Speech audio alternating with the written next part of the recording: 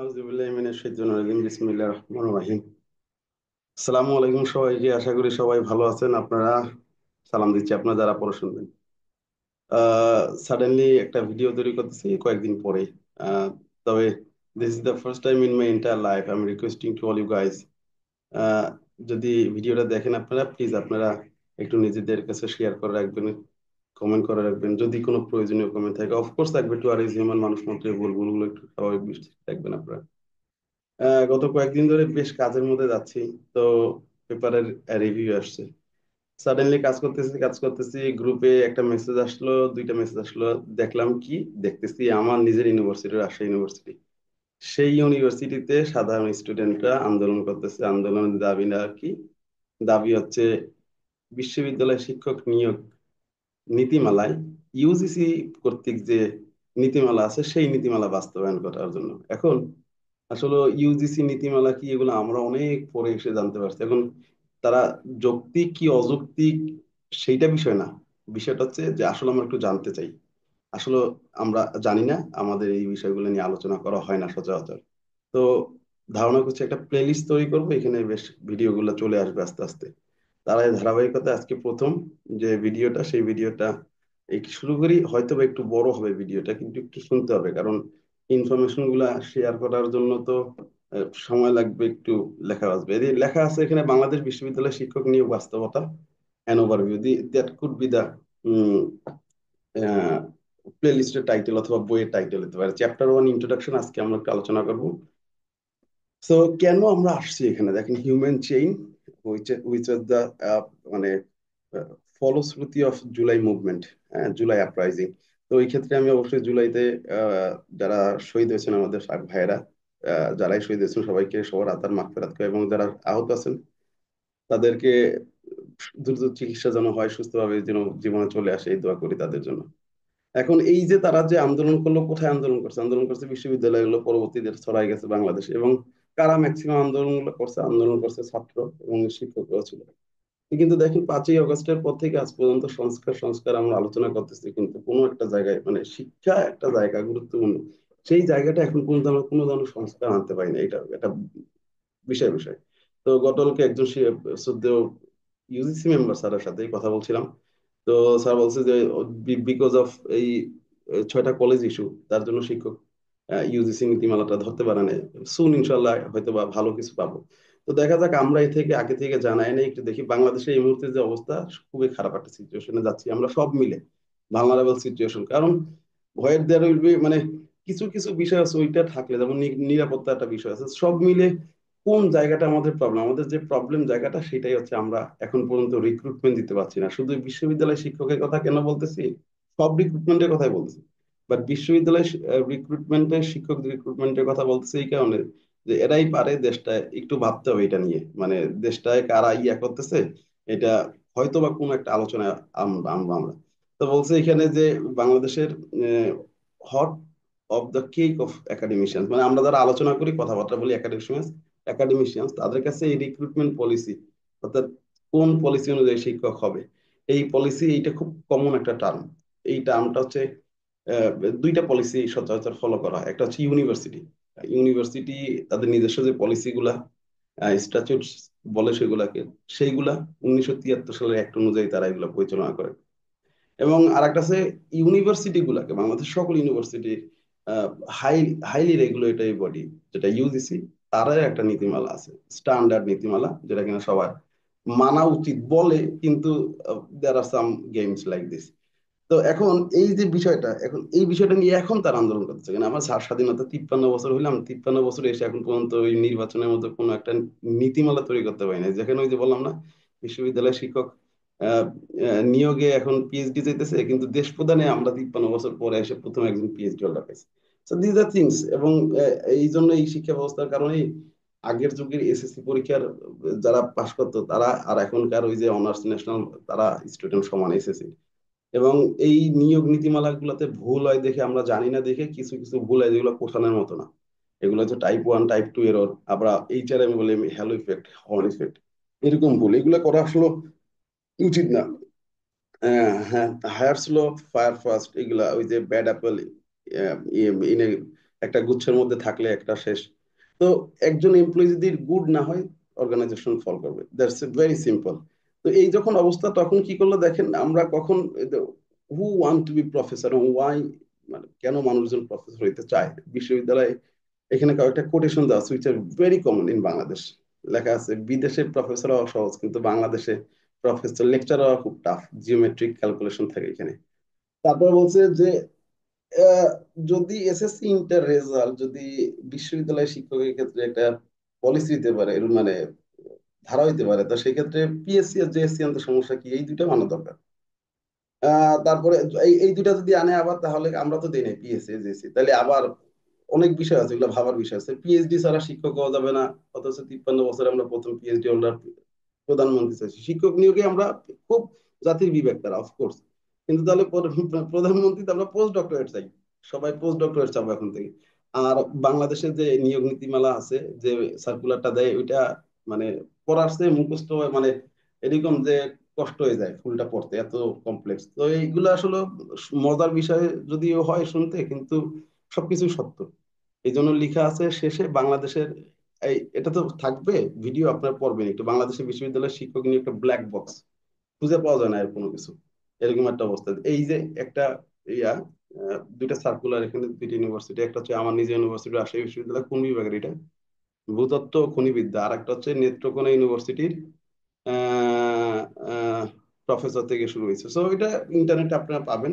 এইটা হচ্ছে একটা সার্কুলার বলে, জব সার্কুলার বলে আমরা এই টাইমে, জব ডেসক্রিপশন থাকে, জব স্পেসিফিকেশন থাকে, কোনগুলা নীতিমা মানে এই যে বিষয়গুলো আছে, যে শিক্ষাগত যোগ্যতা কতটুকু থাকা লাগবে, আর আপনার অ্যাপয়েন্টমেন্ট কার্ডের মধ্যে আছে কোন কাজগুলা করা লাগবে। তো এই যে কোন যোগ্যতাটা থাকবে, এই জায়গাটাই সবচেয়ে বেশি প্রবলেমটা হয়, এবং এর জন্য অনেক মেকানিজম আছে। একটু সামনের দিকে যাই, ভিডিও আবার বড় হয়ে যাবে, তো বড় একটু শুনবেন কষ্ট করে আপনারা। বলছে বাংলাদেশে বিশ্ববিদ্যালয় প্রধানত দুই প্রকার, দুই ধরনের না, আরো আছে। এটা আমি মানে মোটা দাগে লিখছি এখানে, খুব তাড়াতাড়ি লেখা লাগছে। সরকারি বেসরকারি আমরা জানি, রাজশাহী বিশ্ববিদ্যালয় এগুলো অটোনমাস বলে, এগুলো চারটা আবার অটোনমাস বলে, পিওর অটোনমাস বলে 1973 অ্যাক্ট অনুযায়ী। আর বেসরকারি তো আমরা জানি, এই এই আর একটা আছে যে স্পেশালাইজড এবং সিবিএইচই, অর্থাৎ কান্ট্রি বেসড। মালয়েশিয়ার হচ্ছে ইউসিএসআই এর একটা ক্যাম্পাস আমাদের বাংলাদেশে আছে, এইটা আর কি। তো এখন এই সবগুলা টাইপ অফ বিশ্ববিদ্যালয় বিশ্ববিদ্যালয় এবং আহ, এটাকে আমরা টারশিয়ারি এডুকেশন বলি আবার, সেকেন্ডারি কলেজের পর থেকে সবগুলাতে সার্কুলার হয় হচ্ছে এই পোস্ট গুলোতে, lecturer, assistant professor, associate professor আর প্রফেসর। প্রফেসর আবার গ্রেড আছে। এখন এই যে এটার বলছে ইউনিভার্সিটি গ্রান্টস কমিশন, কি কর্তৃত্বকারী সংগঠন, এরা ন্যূনতম যোগ্যতাটা নির্ধারণ করে। কিন্তু বিশ্ববিদ্যালয় যে যে নিজস্ব এক নিজস্ব পলিসি, তারা তাদের নিজস্ব পলিসি তারা নিজের করতে পারবে, কিন্তু একটা কন্ডিশন আছে। এগুলো ডিটেলস আরো পরের ভিডিও গুলোতে আসবে, দিস দ্য ফার্স্ট আমরা অল্প একটু আলোচনা করতেছি। সেখানে তাদের নিজস্ব নীতিমালা অনুযায়ী তারা বহু কিছু করতে পারে। এইটা একটা বিশ্ববিদ্যালয়, এবং এই 1973 সালের অ্যাক্ট অনেকের কাছে কালা কানুন নামে পরিচিত। হ্যাঁ, অর্থাৎ তারা যা চায় তাই করতে পারবে, এরকম একটা বিষয়। তো এইটা দিয়ে তারা নতুন কিছু শর্ত দিতে পারে। আবার এই অ্যাক্ট দ্বারা আবার আপনার মানে যা কিছু করতে পারেন, ওই প্রতিষ্ঠানে তো আমিও আছি।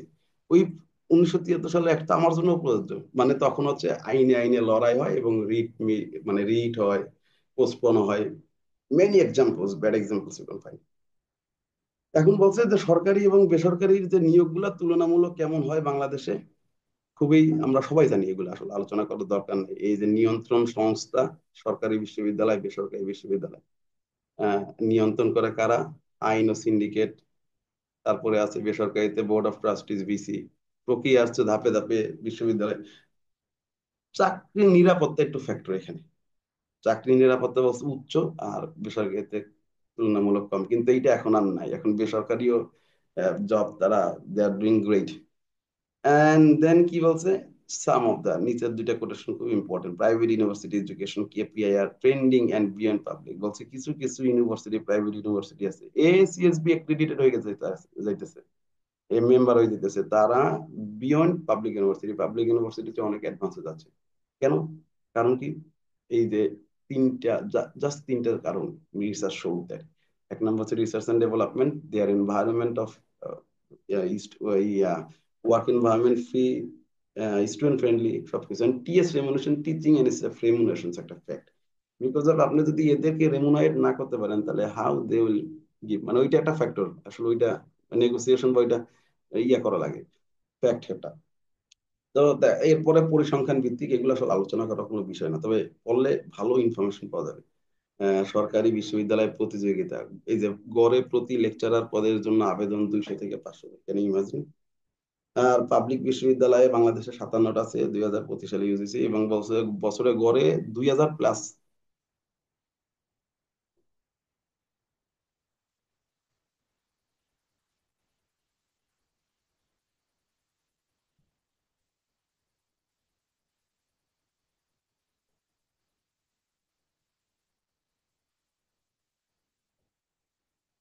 ইলেকট্রিসিটি ফল করলো।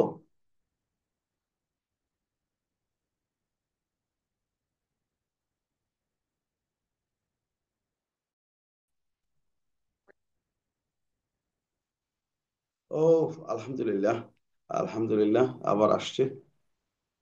So I was worried exactly, একটা মিনিট, কারেন্ট চলে গেছিল, ইলেকট্রিসিটি ছিল না এখানে। সো এইখানে চলে আসছি আমি এইখানে আসলে আলোচনা করার বিষয় নাই, এখানে কিছু স্ট্যাটিস্টিক্স দেওয়া আছে। যেমন বেসরকারি বিশ্ববিদ্যালয় কয়টি বাংলাদেশে, তারপরে বেসরকারি বিশ্ববিদ্যালয় কিছু যে 30% অফ দা শিক্ষক পার্ট টাইম ভিজিটিং এরকম হয়। আবার এদিকে বলছে যে বিশ্ববিদ্যালয়ে 100% ব্যাকগ্রাউন্ড হচ্ছে শিক্ষার্থী।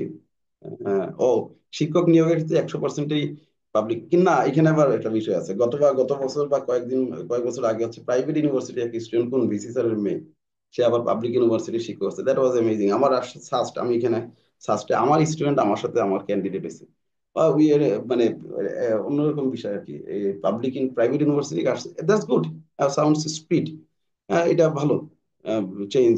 যোগ্যতা প্রার্থীর অবস্থা সেটা হচ্ছে যে মাত্র প্রতি 100 জনে 10 থেকে 15 জন ইউজিসি এবং ইউনিভার্সিটি মানদণ্ড ফুলফিল করতে পারে। আর অধিকাংশ প্রার্থী হচ্ছে প্রাথমিক বাছাইগুলোতে বাদ পড়ে। তো এরপরে পেশার যে বিশ্ববিদ্যালয়ের শিক্ষকতা পেশার তথ্যচিত্র, এটা কি? অর্থাৎ আহ, আমার দৃষ্টিকোণ থেকে পৃথিবীর যতগুলো প্রফেশন আছে তার মধ্যে এই বিশ্ববিদ্যালয়ের শিক্ষকতা প্রফেশন হচ্ছে সবচেয়ে মানে কুইক এবং মানে সহজভাবে হয় কেন, কিন্তু এর পেছনে ব্যাকগ্রাউন্ড আছে, কষ্ট করা লাগে ওই ছাত্রদের। বিকজ অফ একটা প্রফেশন, যে প্রফেশনে মাস্টার্স ছাড়া হবে না, একটা মাত্র প্রফেশন, এবং সেইখানে যত বেশি কোয়ালিফিকেশন থাকবে সেই কোয়ালিফিকেশন ভ্যালু দেওয়া উচিত, ভ্যালু দেয়। আর এখানে অবশ্যক বাংলাদেশের ক্ষেত্রে মানে আবশ্যক যেটা ডিগ্রি মাস্টার্স লাগবে। তারপরে রেজাল্টের ক্ষেত্রে ইউজিসি বলে যে 3.5 অনার্স মাস্টার্স দুইটাতেই। তারপরে যদি তার প্রকাশনা থাকে, এসএসসিআই, এবিডিসি, FT50, আরো ক্যাপস, এরিম, সিএনকে যাই বলেন, এগুলো থাকলে সে অতিরিক্ত সুযোগ সুবিধা পাবে। এবং কিভাবে চাকরি পাওয়ার সহজতা হচ্ছে যার সিজিপিএ সবচেয়ে বেশি তার সুযোগ বেশি সবচেয়ে, এখানে এই নিয়ম। এবং সিজিপিএ কার্ভ করবে কিভাবে, কার্ভ করবে হচ্ছে যদি আপনি আবার এক্সট্রা কারিকুলার অ্যাক্টিভিটিস, তারপরে লিডারশিপ কোয়ালিটিস, আপনি সেলিব্রিটি, সবাই চিনে আপনাকে, এই ক্ষেত্রে আবার ইয়ে করা যায়। আর এটা চাকরি পাওয়ার চ্যালেঞ্জ মানে খুব বেশি, কারণ সিজিপিএ খুব বেশি লাগে। ক্রিয়েটিভ হলে এখানে চাকরি পাওয়া মানে ইটস বাই অন্য জবের মতো না। বলছে যে প্রমোশন তো সব পলিসি অনুযায়ী, ইউজিসি পলিসি অনুযায়ী হয়, ইউজিসি পলিসি অনুযায়ী প্রমোশন হয়, কিন্তু ইউজিসি পলিসি অনুযায়ী সার্কুলার হয় না, রিক্রুটমেন্ট হয় না। দ্যাটস ভেরি ইন্টারেস্টিং, অনেক মজার বিষয় আছে। আর একটু সমস্যা আছে এই শিক্ষকতা প্রফেশনের ক্ষেত্রে, সেটা হচ্ছে রেজাল্ট কেন্দ্রিক তো, যার কারণে ইনোভেটিভ আইডিয়াটা বা ইসের এক্সপেরিমেন্টের ইয়েটা কম থাকে, একটু সুযোগটা তো। তারপরেও পিপল হয়তো কানেক্টেড করা যায়, অনেক কিছু জানা যায়। সো আজকে মনে হয় এটাই শেষ ভিডিও। ও না, আরেকটা, হ্যাঁ শেষ ভিডিও, প্রায় শেষ ভিডিও বলতে যে আমরা নেক্সট যে সিরিজ গুলোতে করবো সেগুলো আরো গুরুত্বপূর্ণ। সেইখানে যাওয়ার আগে কোন টার্মস গুলো আমাদের একটু আগে আহ, জানা উচিত, লেভেল অফ এডুকেশন, আরো ডিটেলস আলোচনা করতে হবে। লেভেল অফ এডুকেশন, বাংলাদেশের লেভেল অফ এডুকেশন তিনটা: প্রাইমারি, সেকেন্ডারি, টারসিয়ারি। আর কি অথরিটি, এদের মধ্যে কি অথরিটি কারা, কি অথরিটি বলতে হচ্ছে মানে কর্তৃত্ব ব্যক্তি কারা সংগঠনটাকে পরিচালনা করে, MOE, Ministry of Education, MPE, Primary and Mass Education, Primary Handling and Primary Mass Education।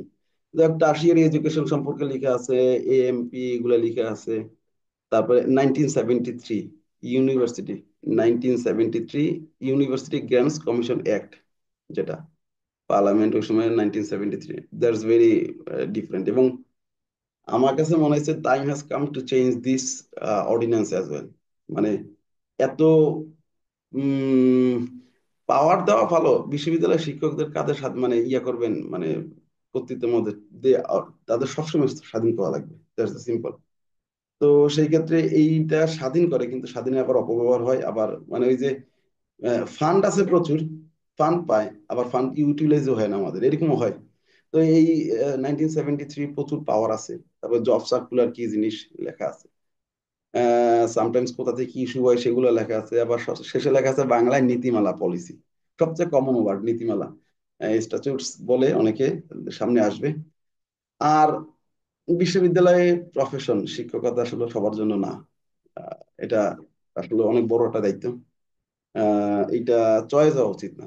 মানে চয়েস হওয়া উচিত না বলতে, আপনি মনে করেন আপনার রেজাল্ট ভালো, তো আপনি ধরেন BCB-তে আছেন একটা ভালো জায়গায়, অথবা মনে করেন আপনি ইসের আসন্না ফাউন্ডেশনে বড় একটা জায়গায় আছেন। তো সেই ক্ষেত্রে ওইখানে একটা অপরচুনিটি, ক্যারিয়ার গ্রোথ আছে।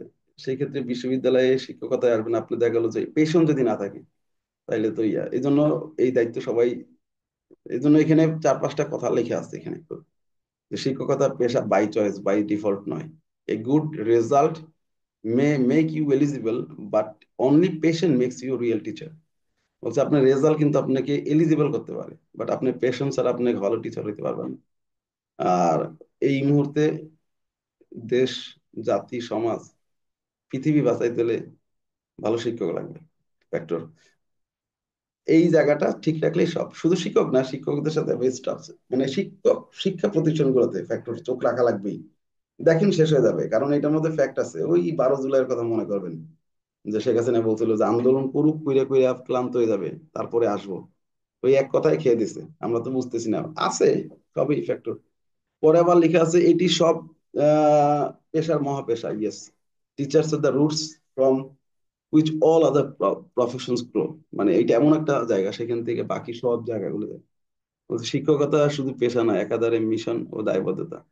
অ্যান্ড ফাইনালি, দৃষ্টিভঙ্গি আপনার এমন থাকা লাগবে যে there are no bad students, just bad teachers. And I pursue a quotation for my own, সবসময় আমার সিভিতে ওইটা লেখা আছে, I was born to be a teacher, এটা আমার একটা কোটেশন। তো এই হচ্ছে আজকে আমাদের আলোচনার বিষয়। আমরা নেক্সট দিন ইনশাল্লাহ আহ, আরো ডিটেলস যাব, কোন বিষয়গুলো রিলেভেন্ট হয়। আছে ডিট আমার রেডি করা আছে আলহামদুলিল্লাহ। তো এখন হোপফুলি ভালো লাগবে সামনের দিনগুলোতে। দিনগুলোতে 4-5টা ইয়া করলে হয়ে যাবে। তো ঠিক আছে, ইনশাল্লাহ ভিডিও আপলোড করে দেব। আর ভালো থাকবেন, দোয়া করবেন আমার জন্য আপনারা। আর স্টুডেন্টদের ঘরে নিয়ে যান, ছাত্রদের ক্লাসে যাওয়ার সময় হয়েছে, আপনারাও ক্লাসে যান। সালাম আলাইকুম, জাজাকাল্লাহ।